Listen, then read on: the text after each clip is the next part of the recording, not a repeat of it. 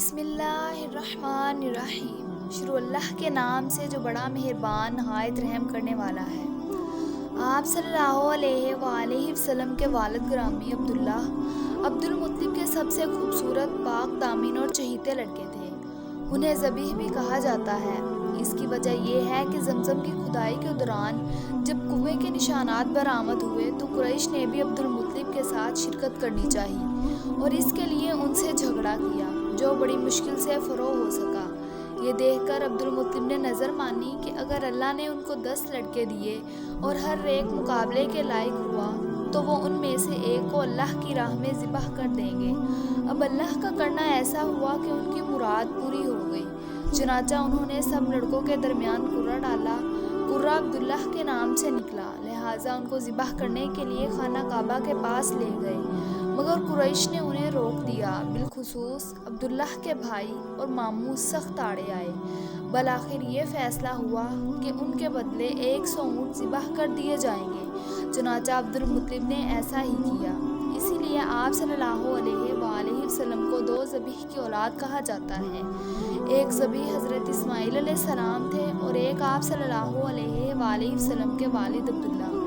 اسی طرح آپ کو 2 فدیہ دیے گئے۔ بزرگوں کی اولاد بھی کہا جاتا ہے کیونکہ حضرت اسماعیل کو مینڈے کا فدیہ دیا گیا تھا اور آپ صلی اللہ علیہ وآلہ وسلم کے والد کو 100 اونٹوں کا۔ عبداللہ کی شادی آمنہ بنت وہب سے ہوئی، جو اس وقت قریش کی سب سے بلند پایہ خاتون تھی۔ ان کا باپ وہب بھی بنو زہرہ کا سردار اور اعلیٰ نسب تھا۔ آمنہ شادی کے بعد ہی امید سے ہو گئی۔ ادھر کچھ عرصہ بعد عبد المطلب نے عبداللہ کو تجارت کے سلسلے میں مدینہ یا شام بھیجا۔ واپسی پر وہ مدینہ میں انتقال کر گئے اور انہیں نابغہ زبانی کے مکان میں دفن کر دیا گیا۔ اس وقت آپ پیدا نہیں ہوئے تھے۔ صلی اللہ علیہ وآلہ وسلم کی پیدائش۔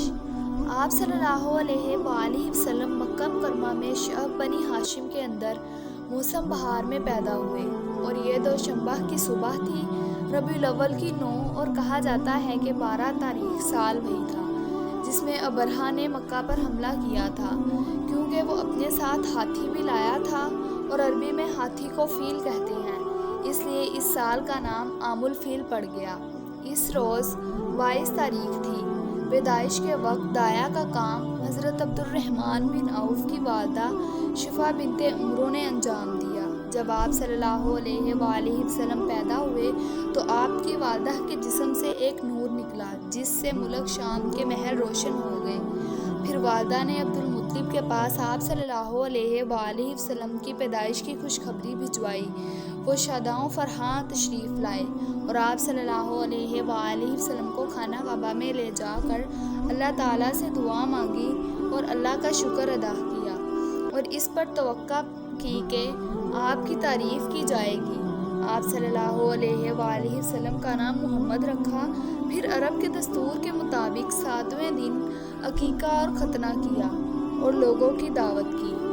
آپ صلی اللہ علیہ وآلہ وسلم کو آپ کے والد کی لونڈی ام ایمن گود کھلایا کرتی تھی۔ وہ حبشن تھی، ان کا نام برکت تھا۔ اللہ تعالیٰ نے ان پر بڑا فضل کیا، چنانچہ انہوں نے آپ صلی اللہ علیہ وآلہ وسلم کی نبوت کا دور پایا، اسلام لائیں اور ہجرت بھی کی۔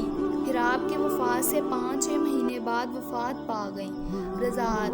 آپ صلی اللہ علیہ وآلہ وسلم کی والدہ کے بعد سب سے پہلے ابو لہب کی لونڈی صوبیہ نے آپ صلی اللہ علیہ وآلہ وسلم کو دودھ پلایا۔ اس وقت اس کا اپنا بچہ جو دودھ پیتا تھا اس کا نام مسروح تھا۔ صوبیہ نے آپ صلی اللہ علیہ وآلہ وسلم سے پہلے حضرت حمزہ بن عبد المطلب کو اور آپ کے بعد ابو سلمہ بن عبد الاسد مخزومی کو بھی دودھ پلایا تھا، لہٰذا یہ تینوں آپ صلی اللہ علیہ وآلہ وسلم کے رضاعی بھائی ہوئے۔